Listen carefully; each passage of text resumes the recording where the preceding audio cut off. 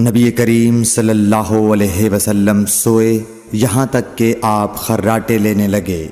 پھر آپ نے نماز پڑھی اور کبھی راوی نے یوں کہا کہ آپ صلی اللہ علیہ وسلم لیٹ گئے پھر خراٹے لینے لگے۔ پھر آپ صلی اللہ علیہ وسلم کھڑے ہوئے، اس کے بعد نماز پڑھی۔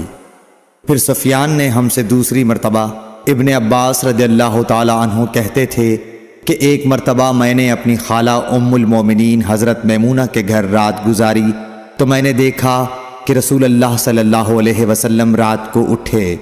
جب تھوڑی رات باقی رہ گئی تو آپ صلی اللہ علیہ وسلم نے اٹھ کر ایک لٹکے ہوئے مشکیزے سے ہلکا سا وضو کیا۔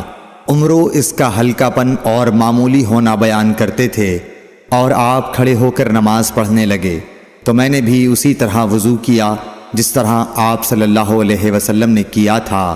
پھر آ کر آپ کے بائیں طرف کھڑا ہو گیا، اور کبھی سفیان نے ان یسارہ کے بجائے ان شمالہ کا لفظ کہا، مطلب دونوں کا ایک ہی ہے۔ پھر آپ صلی اللہ علیہ وسلم نے مجھے پھیر لیا اور اپنی داہنی جانب کر لیا، پھر نماز پڑھی جس قدر اللہ کو منظور تھا۔ پھر آپ لیٹ گئے اور سو گئے حتیٰ کہ خراٹوں کی آواز آنے لگی۔ پھر آپ کی خدمت میں مؤذن حاضر ہوا اور اس نے آپ کو نماز کی اطلاع دی۔ آپ صلی اللہ علیہ وسلم اس کے ساتھ نماز کے لیے تشریف لے گئے۔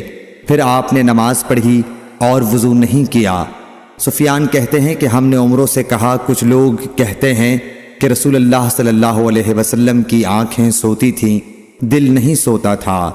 عمرو نے کہا، میں نے عبید بن عمیر سے سنا، وہ کہتے تھے کہ انبیاء علیہ السلام کے خواب بھی وہی ہوتے ہیں۔